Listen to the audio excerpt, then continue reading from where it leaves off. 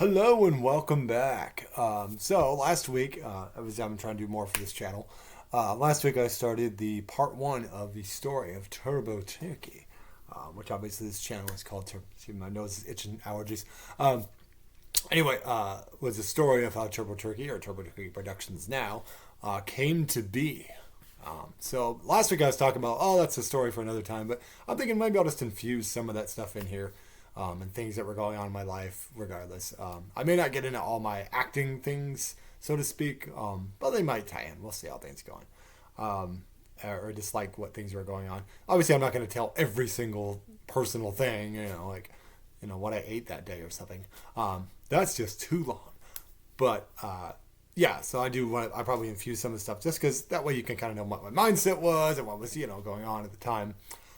So if you haven't seen part one, go ahead and check that out. I'll still recap a little bit about where we were and stuff like that. And like I said, apologize. My nose is kind of itchy. Allergies and all that pollen, all that good stuff with the spring, in with the spring. So yeah, I will talk about that a little bit, just so we can kind of get a context. So when we left off last time, we had Turbo Turkey had been started. I had done Jet City classes before that and decided that it was time to start a group. And I knew I wasn't ready to try to really. I'd auditioned a few times for Jet City, but I knew I wasn't ready to be a company member. I wasn't experienced enough to really be in one of their shows. Whereas I never actually have auditioned for them just because I've been so busy with Turbo Turkey since then. But yeah, I feel more confident now than I did then, I think. And I still was learning a lot. I think that's the thing you have to do when you're starting out too is, you take the classes, you get the basics and, the training and all that, which is good. But then you still got to, learn how to actually do it well, and get experience and perform and all that. Some people just try to take it just to loosen up, and that's totally cool. For me, I was like, I'm a performer. A performer. I almost stuttered my word there. But, yeah, so let's drink a little water here. So anyway, yeah, after I did that, I didn't get to talk about one little thing, which was a unfortunate circumstance that happened. I took one of the workshops that Doug Willett was turning when Willett was training, was teaching. That's the word I was looking for. Words are hard. Anyway, and it was a wonderful workshop. I had a great time. Unfortunately, the second day of the workshop was on Easter Sunday, and I was not doing great financially at the time. I also wasn't very good about keeping track of my funds, and I sent my car payment. At the time, my car was I had bought a car in Indiana before I moved out here, and then basically, was making the payments, but I would send checks back home. My mom would pay it. It was really not a good situation. Things are a lot easier now with some of the more digital things and paying on the phone. But at that time, I had only had an ATM card. I never had a debit card, so there was a whole lot of things that unfortunately I never got to sit down with my parents and really learn how to balance a budget and all that good stuff, which I know now, but at the time I didn't. So anyway, long story short, too late. Clue reference. There you go. Basically, what happened was I had parked because I couldn't afford to pay to park. I had parked on the street right near the Seattle Center there. And unfortunately for me, I didn't realize that I was parked near a yellow zone. So as soon as I came out of the workshop, I came out and was like, my car is gone. Why is my car gone? And so unfortunately that led to me having to call and figure out why is my car gone. And it's like, well, we towed your car because you were in the yellow. I'm like, what? It's friggin' Easter Sunday. Now the problem with this was this was still 2009. And the only person I knew in Seattle really well was Anna. So, and unfortunately for me, Anna had worked a double that day. I can't remember. I think it was when she was still doing the Jesco job. So she had worked a double, so she was sleeping. So at the same time, I also realized, hey, my debit card's not working either. It says I'm overdrawn and I have no money. So I couldn't use money to call a cab or get take a bus or something like that, which I've heard about free rides, but I lived in Auburn at the time, so getting a free ride all the way to Auburn wasn't really going to be in the cards either. but I also didn't really want to bug on it. So, regardless. So, and at that time, I'd only known a few people here and there, so I didn't know anybody well enough to be like, hey, can you come get me? Anna's parents lived in Olympia and stuff like that, so that was way too out of their way to, be able to pick me up or anything. So I called a few people. I called my mom, told her the situation. I kind of felt like I was in there's a great movie, a Jack Lemmon movie, which they remade with Steve Martin, but called The Out of Towners. And I very much felt like the out of towner in that one because it was like anybody I asked for help or just like a dower, I felt like, like someone who's, what do they call it? Transient, I guess is what the nicer way for someone who's without a home. Like I felt like they were thinking like like nobody would like help me at all. So it's just like, okay, so I see how that kind of goes. Which I mean, to be fair, I understand. I don't think my hair was that long at the time, but I'm a big lumbering guy coming up to you asking for But regardless, so after several hours of trying to figure out how the hell to get home without any money, and overdrawn bank account, and unfortunately it wasn't a situation where my mom could like wire me the money or anybody could wire me the money. So it's just like, well, crap. So basically I just got to a certain point and I'm just like, okay, well, Anna lived around Columbian Way. And so I started walking along I-5. Really stupid, by the way. Let me tell you. Also really scary. Lots of cars coming by and you're on the side of the road. Luckily, by the grace of God, a cop actually saw me walking and pulled me over. And he just put me in the back seat. And I actually was very thankful for this cop, honestly, because I was like, thank you, finally someone helps me. So, like, my feet were killing me from walking, too. And, like, so I finally just had him drop me off at Anna's house so that she could take me back home. And luckily, I came to her house. She was, of course, asleep, but, she answered the door and I told her what had happened. And luckily she drove me home after that. And I took a, hot shower, hot bath, and soaked my feet and all that. But, yeah, and my landlord was busy. He wasn't able to come up either. So yeah, that was a horrible story. And, it taught me a little bit. So from there, I had a few financial issues. I got the car out that next, I think it was the next day or the day after my mom wired me the money to get it out. And then, the bank account thing, worked itself out. Yeah, I also regrettably, and this is something I hope to commend in the future. Commend? Is that the word? I don't know. Rectify, as Norman Osborn said about certain inequities, is that unfortunately because of the overdrawn thing, I had paid Doug Will out a check for like $95, I think was what it was. And unfortunately that check bounced. And so then I had the situation where I was still struggling financially and not paying my bills. He's really cool about it. Like I said, he's never even brought it up in the times I've seen him, but I've always felt bad. And I hope to rectify that. Honestly, I could probably do it any time. So I just need to contact him and get that squared away. But because it meant so much to me. His workshops were so fun and his class was so fun and really inspired me to even teach improv myself. So I definitely consider him a huge mentor for that. So that's why I feel so bad. Like I never freaking paid him the damn money. I had times that I was going to pay him and then there were things that didn't work out. Like I invited him to the Turbo Turkey show. He wasn't able to make it. And so it was like, I had the money ready. But it is what it is. Like I said, I mentioned the last time that I had done like, well, I should pay the Stone Soup or I could pay my car insurance. Which of course, like I said, 2010 led to me, having my car repossessed, that same car I was making those car payments for, which sucked. So that was unfortunate too. And they were total pricks about it too. Like they just came in the middle of the night, which I mean repossessions do. But they just came in the middle of the night. Like I offered like, hey, I have $700. I can give you that. Like that was all the money I had at the time. So I was like, I can give you $700 right now just to kind of, and they were just like, no, we need $2,000. And just like total dicks about it. I went and got my stuff out of the car that I had in there. And then then I just pretty much went to, I think it was Car Hop, I think in Auburn and got that taken care of. Got a new car, new used car. It was a Chevy Prism with a Toyota engine, I guess is what it is. Or maybe that's what they replaced the one that was in there. But anyway, so that was unfortunate. And of course, the funny thing is that car repossession happened like the night that I was meeting all these people for Turbo Turkey in 2010. So I had to take a bus up there, and then I took a cab that cost me way too much money to get home to Auburn. But anyway, back to 2010 now, jumping ahead. So yeah, as I said, we did the show. It was a bit of a falling out with Annie. Ken and Josh were off to Florida. Lexi was off to college. Sophia had already bowed out, and Kim and David had moved on. I said no. I feel one thing I didn't mention about Sophia when she left. She had gotten a great job, and I believe she's still doing this job.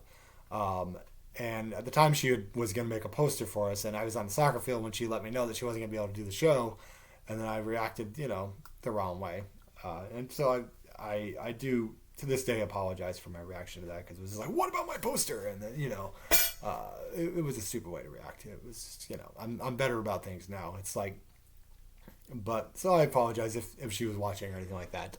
I do apologize for that. It was immature. I was on the field. I should have just been like, oh, no worries, and just been like, are you still able to send the poster? Which Annie was the thing that Annie was pissed about too, because she had sent a poster submission too, and it wasn't anything against either of them, but I just thought Sophia's was a little more better designed and had a more a better design to it. But that wasn't anything personal. So yeah, obviously Annie moved on, and there was falling out there. But I've learned from. Oh yes, the other thing. I went to one of Annie's shows. She was in a band. I believe it was like 3 of them. I forget what they were called, but it was a pretty good performance. But the unfortunate thing is I'd forgotten that I'd left my video camera in my backseat of my car. So when I came out, my car had been broken into, and they took the camera, and then I had a busted window for many years in that Chevy Prism. So anyway, as life goes on, I had the Prism for about 6 months, and like I said, and I'll get to that in a minute. We'll get back to the Prism in a minute. Ties into Turbo Turkey still. Anyway, I said Josh was off, and I was actually really sad about that, because I really got along well with Josh, and it was like, man, I hate to lose him too, because losing Ken, losing these people. And as I said, I'd started to do a Craigslist thing and was hoping that it was going to be like, oh, lightning will strike twice. I got all these really awesome, talented people and friends off this thing the last time. And then, unfortunately, like I said, there was really not, outside of one girl who did stick around, there really wasn't a lot of, it wasn't really a matter of talent, just a lot of experience. And where I could, everybody else that came to the thing with that group of 10 or 11 that we had, all at least had some improv experience, some sketch, and could, pick it up well. And I feel like the people who came then, they were just like I said, they were in and out. One guy was a professor, one, very nice guy. And like I said, all of them were very nice people that came, but it just was I just remember Jennifer came and was just yeah, I don't know how much I'm feeling this now. I didn't really feeling the new people. And Simon was pretty busy with work as well. So like I said, they were the only 2 left. And the sad thing is I also booked something in Olympia. There was this Improv Festival, which was pretty cool. It was down in Olympia, which is actually not far from where Anna's parents live. So I went down there. I had booked to have a bunch of people with me, but unfortunately Jennifer and Simon were not able to be there, and then everybody else had moved on. So I got to go do improv by myself, and I did actually do a little bit of stand-up that day, which was fun. I just remember one of the jokes I told was about the. I told a joke about ped Xing. I was just like, well, good. Those pedophiles should be run over.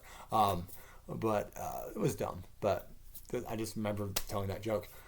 People actually laughed a little bit. So, but anyway, I remember they were nice enough. The college improvisers were nice enough. They had actually loaned me a couple improvisers so that I could do some of the stuff I'd planned to do. I think I did my Martha character too, which some of you probably have seen on the Admin Anna channel.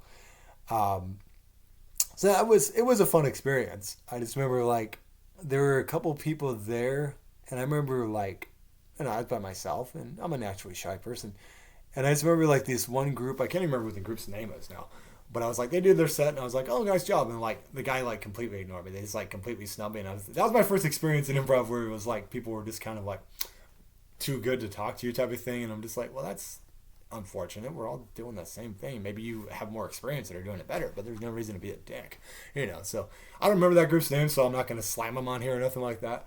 But I just remember being well, that was really uncalled for. But it was a fun festival. I did appreciate that.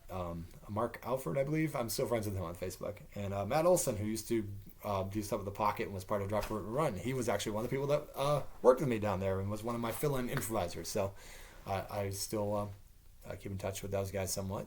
So here and there, Facebook and all, But I do appreciate that. It was a lot of fun. So anyway, like I said, the group was kind of a bit tattered. And here's the thing about when you have an improv troupe or a sketch troupe or whatever, you're probably going to have people leave. And sometimes that's not of your own fault. Sometimes it is, depending on attitudes and things that go on. But you're probably going to have to recast a lot. So that's one thing I've learned is just get used to it. And yeah, some people will stick around. I think I've gotten to a point now with Turbo Turkey where we've had people that have been there for several years. But there was time when it was just like, well, we need a show. All right, everybody's left now. All right. So anyway, back to the prison for a minute. So I was driving. I had this interview for Jesco, which Anna had long quit from and started a caregiving job.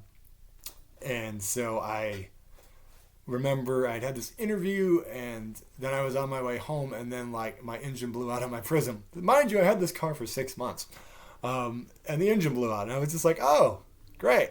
And I had been let go from my job at the time. I forgot about that. And then my soccer job at the time had demoted me to a support coach, which was a lot less hours when I had been working like almost 7 days a week, I think, with that job.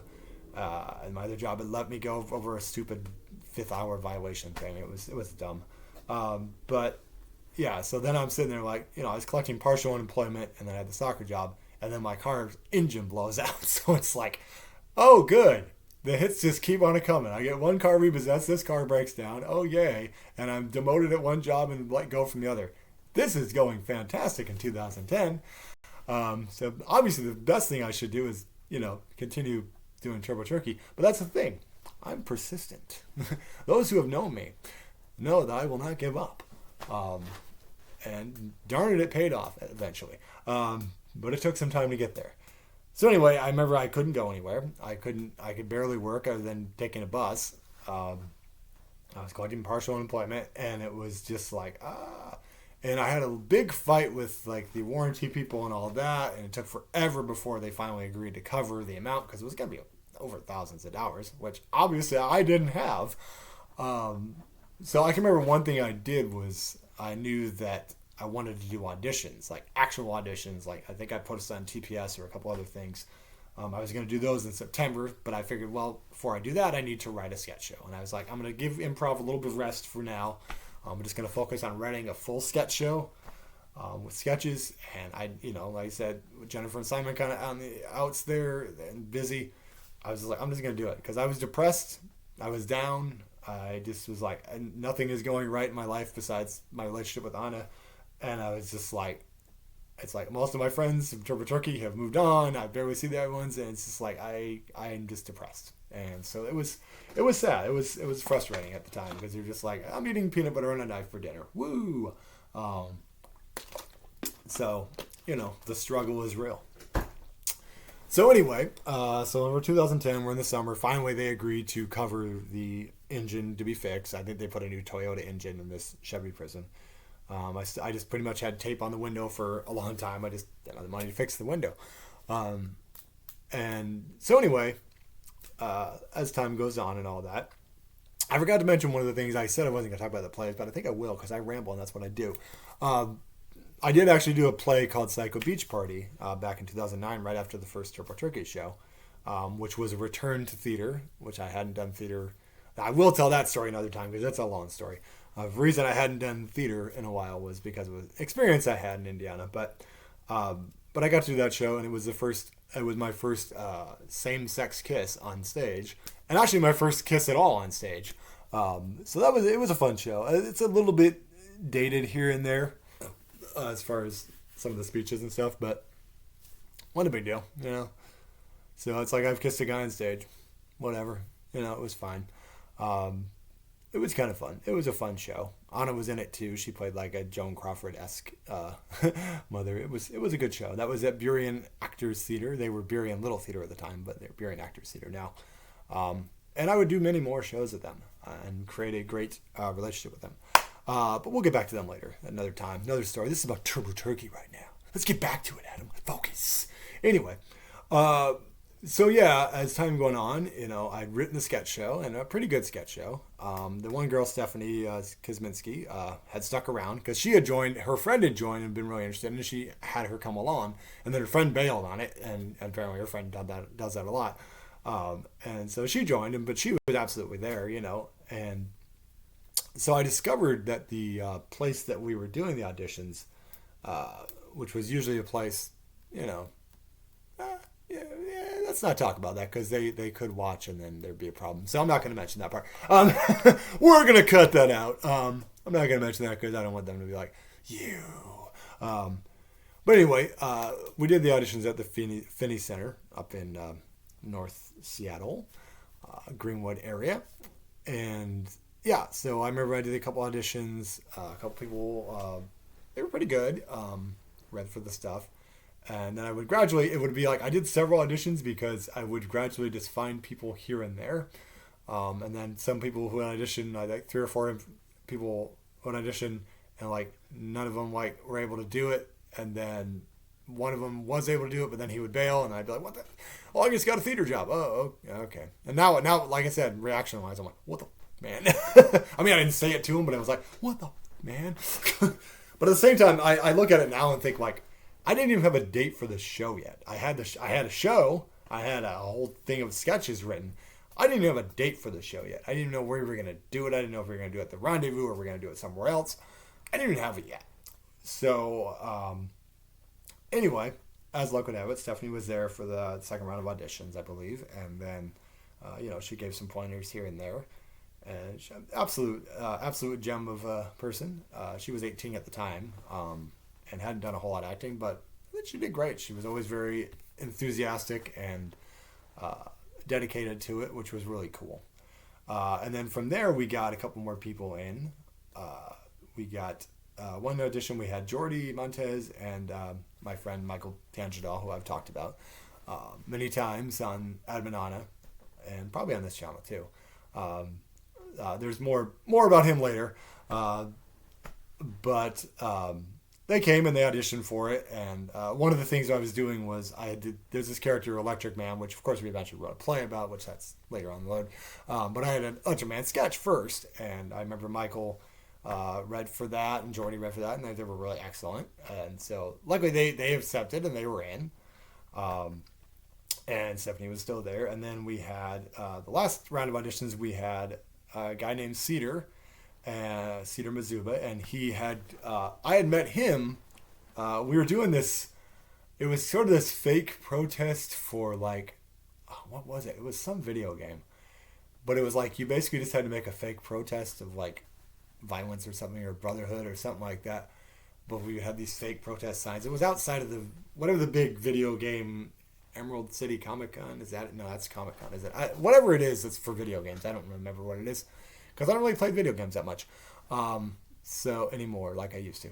So yeah, I don't know, whatever it was. I think it was like was it Assassin's Creed or something like that. Anyway, but we met there and all that stuff, and I was like, hey, I ended up exchanging information, I believe, and find him, and he actually came to the audition and was, amazing. And we both kind of related to each other because we were both financially strapped and dealing with it. And let me tell you about the company that did it was out of New York, I think. And holy crap, if you could get paid for that crap. Like, I sat there and did that because I'm like, hey, I can help this can help pay my rent and all that. And like, man, I think it was like November. I think I did it in September? I didn't get my check until November. Cedar didn't even get his till longer than that. So that company was not very professional. I don't remember what the company's name was, but I mean, I had fun doing it and stuff like that. But like, it was just like, okay. But like, he came, and then we had a woman named Diana Martin who came and was also amazing. And so we actually started working for about 6 months or something like that on the show, and we would just run the sketches. We'd tweak things. Everybody give their feedback. It was great because we were, forming it was a good cohesive 6-person unit. And what was great about it was, whereas the previous group, like I said, it felt like it was more about, all right, we're going to karaoke now. All right, Oh, we did about a half an hour of actual rehearsal, and people were late, and whatever. But we're going. Hey, let's go karaoke now. So as this group, it felt more like not that we didn't hang out at all. We did hang out a little bit, but it felt like we were there and we worked. We worked stuff and worked it and worked it and worked it. And that was great. It was great. Everybody was great. Everybody got along great. There was no tension. There was no issues. Everybody was like very professional. And so we got, we got to about December, I think. I think we went out for like wings or something like that, just as a, way to bond and stuff after rehearsal. And then I remember it was 2010, Anna actually, as a Christmas gift, because I'd been having such a financially rough year, actually bought me a plane ticket to go home to Indiana and see my family and friends and stuff. So that was really super cool of her. Because she's my honey. Hope that wasn't too annoying for you.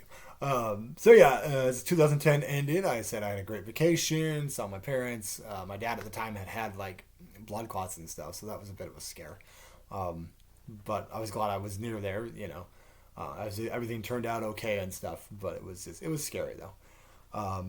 But yeah, we had a great vacation, got to see some friends, got to see some of my old comedy buddies. Like I said, I'll talk about stand-up another time too. Probably a separate video. But yeah, there's stuff to talk about there too. But anyway, I'm rambling on as usual. So like I said, friendships were formed well there. I remember we also did like sort of a precursor. Oh yeah, I also did this Christmas story reading, which I was actually a way I connected with the director I've worked with, Rochelle Flynn, was through that reading. And it was a Christmas story, and I played Ralphie.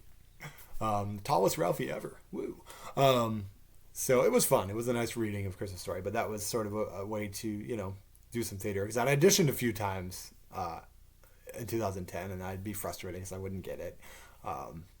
After Psycho Beach Ride, I was like, I'd like to do more plays.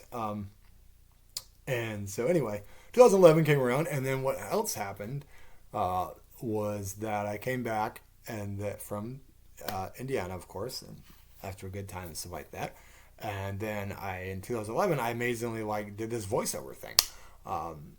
And it was for a video game for Carmen Sandiego. They were relaunching a video game. I guess it was supposed to be for the PC, I believe.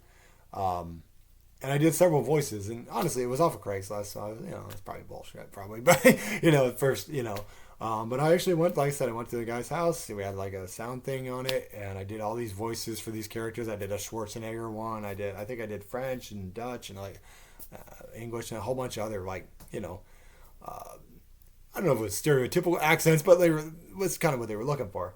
But I did like a Schwarzenegger character, and that they really liked it. And I just did it on my computer at home. It wasn't like I did for my audition kind of thing. And they liked it. So, and to their credit, I got paid every single time. So that was really nice. Every time they'd have me come in for a couple more things. So I was paid every single time and paid decently. Unfortunately, that game never came out, so it's kind of frustrating. It's like, I could have been immortalized in a video game, even though I don't play that many video games, but I would have played that one, because my voice was in it. So unfortunately, it never really came out. I never heard much more about it, and I never got to do voiceover since, which is something I really want to do. So maybe I need to, take a voiceover class when I have some time. Time is of the essence. But yeah. So anyway, just to wrap up a little bit into 2011, which is when we finally did the show. What happened was Jordy's girlfriend actually had a credit at this place called the Odd Duck, later Eclectic Theater. And she had a credit, like $1,000 credit or something like that, for a show she ended up doing. So she was nice enough to let us take that credit. So we didn't, I think the only thing we paid for was for tech, which was like 100 something or whatever. So it was super cool. But right before that, we also got to do a show, sort of a test show, run of the show. And we just had a focus group basically at this college up in Snohomish, I believe. And it was cool. Like I said, we did so much, and they would give us notes or whatever. I just remember one of the notes was something along like me rambling. Ha ha ha. That tall guy, he's always rambling. He's moving around. He's moving his hands too much. Moving his hands like this. I still do that. At the time, I'm like, oh, what's this freaking jerk? But no, I think it was really good. It was a great practice for us. At that time, we did much like we had done for the Joel Black show. It was in 2 acts, so we'd have one act would be sketch, sketch, sketch, and then we take an intermission, and then you come back and see the rest of the show. And that's just kind of how I started with that. We've changed it since then, but at the time it was really super cool. I had a lot of sketches. So I remember, yeah, we build up to it, and right around that time, I actually auditioned for the Playwright Festival at Burien and got into a play called Two, which was I was basically this clone, like fourth generation clone. Essentially, I'd been cloned so many times, and the whole thing with the playwright was that it was like, what if you could return your life? Like you return something at the store, and it was like a very interesting, scenario and stuff like that. And I was actually the lead, which honestly, I'd almost never gotten a lead role. So for me personally, it was like freaking cool. Um, so that was super cool. And then we finally did the show at the Odd Duck, later Eclectic, and it went really well. We had a lot of really good audiences. A couple. Jennifer came to the show because she had left the show. I forgot to flash back to that when she left the show. She had left, and we had some kind of like. I admittedly like it was really rough for her to leave. For her to leave the group because I had really bonded with her, and I think it was much like when John Culver had left. I was really like, I have no friends. Don't leave. And so I think it was awkward for me, and I would just constantly say, well, if you just want to leave, just let me know. I'd send messages like, just let me know. Just let me know if you have to leave. I understand. And, but it was like, I can understand why it could be very annoying, and I apologize for that too. We never really talked about it, and we just kind of moved on from it, which is cool. We're still friends and stuff now, but yeah, like I said, I wasn't great at handling things of people leaving at the time, and I admit it. It was hard because it had already been a hard year financially and all that stuff. And then I was like, no, my big ass group is gone. And Simon had moved to Portland for a little bit too because he also had some fun. So it was just like everybody was in that group is gone. Luckily, like I said, I found some great other people. So we did the show, and like I said, it went great. Anna came to the show. A couple people from my Jet City 101 class actually came. So that was super cool too. So yeah, it was a good show. I have no complaints. We all made a little bit of money, Oh yeah, and I also had a friend, John Richardson, who was super cool about emceeing for us because I was like, I think before I was trying to MC it and also be in the sketches, and since there was only 6 of us, I think there was only one sketch that I wasn't in. So it's kind of like hard to MC in that, And we also had some music in between sketches too to balance it out. We had a lot of fun sketches in that show. As I said, we had the Electric Man one. We had one. I did a real life fairy tale Cinderella. That was a lot of fun, and a lot of fun sketches. We had a Pizza Wars one, which I based it off of these Domino's ads they were doing at the time, where they're just like, "We're going door to door, giving you free pizzas," and they're like, "Try the pizza. We're giving it to you. Like, we're showing it and everything." And so I made it kind of about the Pizza Wars, and it was a lot of, it was very much mafioso and all that stuff. It was a lot of fun. So yeah, then as that time went on, of course, that show was a success. People kind of like, we all kind of had other things going on after that, so we kind of took a little bit of a hiatus because I said I had 2, and then right after 2, I also got the Shakespeare Northwest's production of As You Like It. I was Duke Senior. So that was a lot of fun. So I got to grow this wonderful monstrosity of hair that I have, even longer than it is now, I think, and much, much thick beard. And so, yeah, I can talk about those shows and how they went. And then right after that, I also got to play Renfield and keep the long, crazy hair. And then after that, I did Inspecting Carol. So, 2011 overall, after 2010 was, pretty good. As far as acting went and stuff, and doing the sketch stuff. So that was the only reason I took a break from Turbo Tricky a little bit for the rest of the year, was just because I was busy. I was just getting acting roles left and right. I miss it so much. But anyway, I'll get into that another time.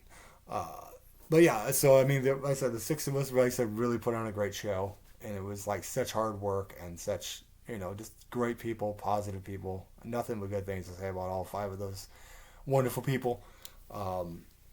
So yes, Stephanie, Jordy, Michael, Cedar, and Diana, of course, was the group at that moment. But as I will get into as we get into 2012, some more changes and people and stuff like that were about to come, and some other dramatic things would happen. Anyway, I should wrap this up because it's already at like 35 minutes. But I'll talk about those other shows I did in 2011 in the next video and then move into the 2012. Because 2011 also was very bad financially, even worse so than 2010. I'll talk about that another time, though. Like I said, it's already 35 minutes. I don't want to keep you too long. Keep the suspense up for part 3. So I'll be back next week with part 3, guys. Hope you enjoyed me rambling on about this story. Like I said, it's fun for me to tell because it's fun to see kind of where Turbo Turkey is now compared to where it was then, or how I learned things from it and what we did and all that stuff. So I hope you enjoyed this video, guys. Like and subscribe. Let's keep those subscribers coming for Turbo Turkey Productions channel here. I'll probably try to put more stuff on here besides this. If we do movie reviews. We talked about doing a Peacemaker thing for a while, but the last couple weekends have been kind of just not great. I've been dealing with allergies. Anna's dealing with it. It's like there's a lot of stuff going on. And we just have a lot of stuff going on, like I said. And so anyway, guys, thank you for part 2 of Turbo Turkey, The Journey of Turkey. So we are up to 2011 right now. And so that's where we will leave off for now. And we'll pick up into the rest of 2011 and into 2012. So thank you, guys. Like and subscribe, as I said, if you enjoyed this video. If you didn't enjoy this video, well, I'm sorry. I try so hard. Anyway, I'm going to stop that now. So, you guys have a good day. Have a good day. Going away now. Bye-bye. I don't know why I got dramatic there. That was weird. Anyway, thanks, guys.